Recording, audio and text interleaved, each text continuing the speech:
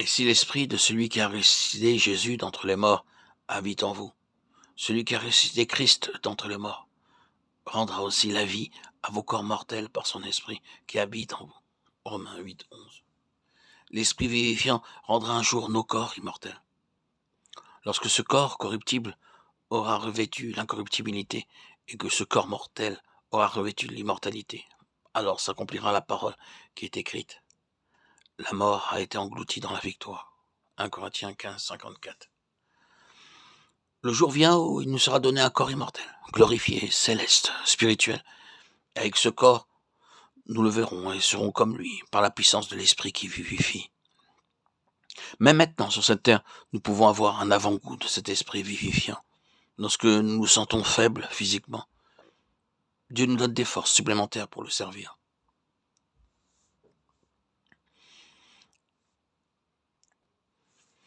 Après ma conversion, je n'avais pas d'argent. Mon père avait un important procès en haute cour et j'envoyai un télégramme, puis un second télégramme. Mais aucune réponse ne vint. J'étais totalement abandonné et sans argent. Quoique je portais de très beaux vêtements, personne ne pouvait supposer à quel point j'étais pauvre et que j'avais les poches vides. Aussi, j'allais chercher du travail. Je décidai de n'emprunter ou de mendier auprès de personne afin de ne pas discréditer le nom du Seigneur. Romains 13:8 dit « Ne devez rien à personne ». Aussi, je décidai, je n'irai pas même vers mes amis pour emprunter. J'essayai de trouver du travail. Chaque fois que j'allais voir pour du travail, on me disait que j'arrivais trop tard. Un jour, un homme me dit « Pouvez-vous faire de la cuisine indienne au curry ?» Je ne sais pas cuisiner comment vous le souhaitez, mais à Londres, j'avais l'habitude de me faire la cuisine. C'était à mon goût. Mais pourrais-je cuisiner pour des Européens ou des Américains ? L'homme me dit « Essayez, si vous réussissez, nous vous garderons. Si vous ne réussissez pas, vous serez renvoyé. » Je dus prier très ardemment. « Seigneur, dis-moi de combien de sel, de quantité de chili et de combien de poivre j'ai besoin maintenant. » Je priai, versai et remuai en même temps. Lorsque la nourriture fut servie, une dame vint me voir. Elle était chrétienne. « Monsieur le cuisinier, dit-elle, qui vous a appris à cuisiner de la sorte ? » Je suis allé en Inde, à Bombay, mais je n'ai pas goûté un si bon riz au curry. C'était le Seigneur seul, et je travaillais comme cuisinier. Le résultat fut que je dus préparer moi-même la nourriture pour une centaine de personnes.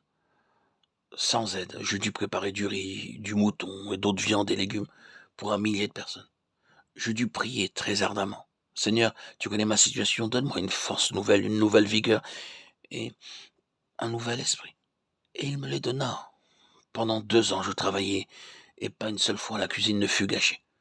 Tout ceci fut uniquement par la grâce de Dieu et non par ma force, ma connaissance ou mon adresse. Je n'étais pas très habile en ce temps-là. Et c'est ainsi que Dieu m'enseigna cette leçon.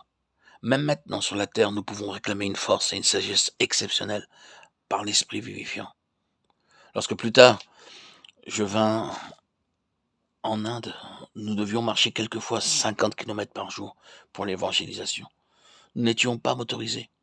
Nous allions en marchant et en prêchant. Nous commencions tôt le matin et allions marchant et prêchant toute la journée et revenions à minuit sans avoir pris un repas. Mais le Seigneur nous donnait la force. Comment cela se faisait-il ? Nous prions continuellement. Seigneur, nous sommes à ton service. Et c'est pour ta seule gloire.